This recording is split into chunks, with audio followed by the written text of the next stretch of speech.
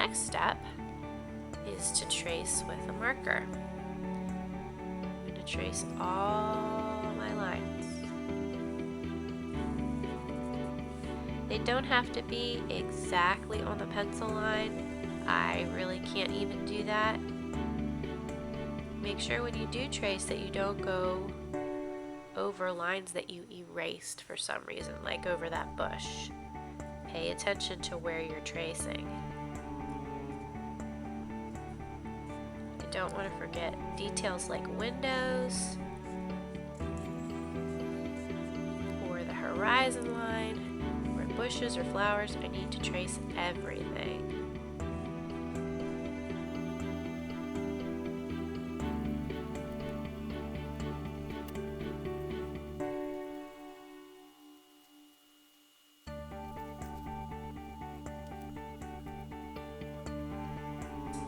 After I double check that I have traced everything, I'm going to take some time erasing all the pencil lines. So I'm going to start at one side, and as I erase, I'm putting the eraser in between my two fingers. I'm pressing down on the paper. If I do this and I keep erasing inside this finger area, my paper won't wrinkle. Oh, I see I missed a spot. If you missed a spot, you can still go back and add it in.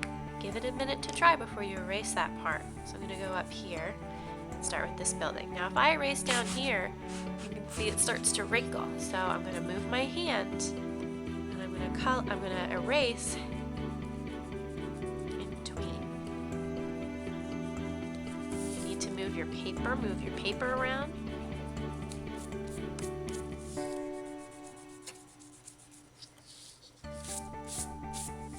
See, I'm going one section at a time. I'm not doing this because that doesn't erase anything.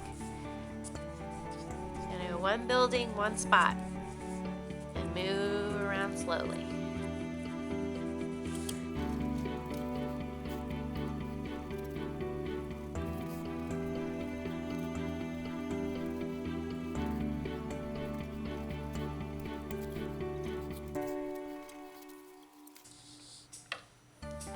This step is really important because if you don't get rid of your pencil lines before you color, once you color on top of them, you can't get rid of them anymore.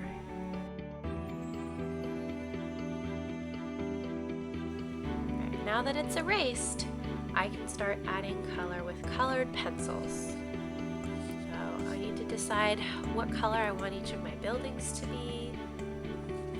And when I color something like a building, I need to take my time, go a little bit at a time.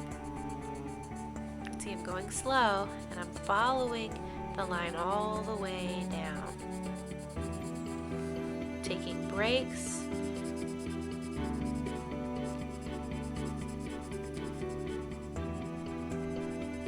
And when I color around things, I actually spin my paper a little bit. It makes it easier.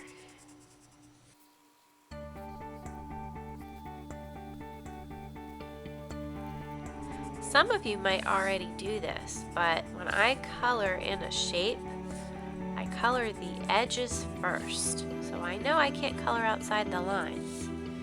Then I'll color the inside in.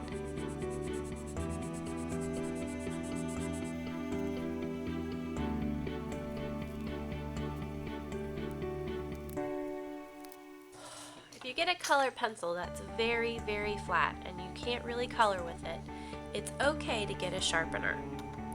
When you use the sharpener though, when you stick your pencil in, just turn the sharpener towards you.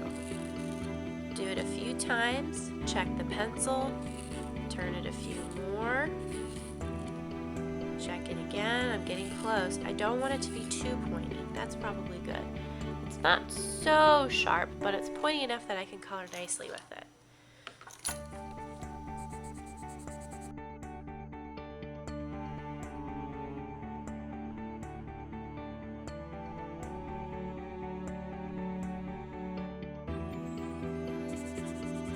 Right now I'm coloring the road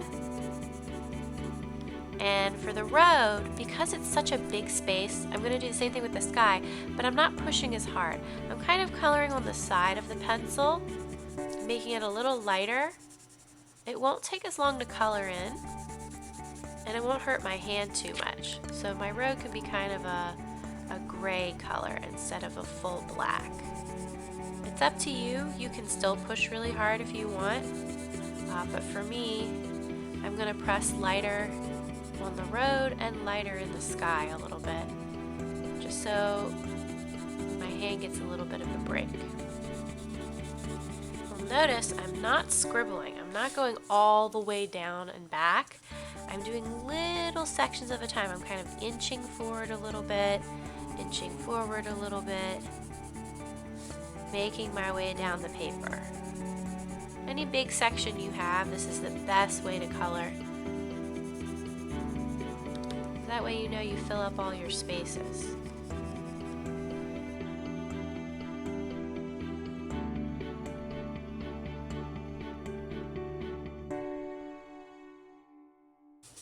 You do not need to make the sky blue. You could make a sunset color where you start with yellow, move to orange, and then red. You could make your sky black so it looks like it's nighttime, or purple and black so it looks like twilight. The sun is just setting. I'm going to do blue, but please remember you do not have to do blue just because I am. I'm using the side of my pencil again, shading very lightly. I'm even holding the pencil really high up instead of holding it down here. It's hard to color lightly when your hand is so close.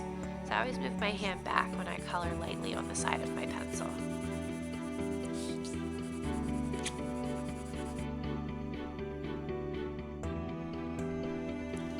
The only spots I left white were windows in one of my buildings, some windows from the bus. I'm actually going to add little lines so it looks like glass, kind of sideways lines, and windows for my police car.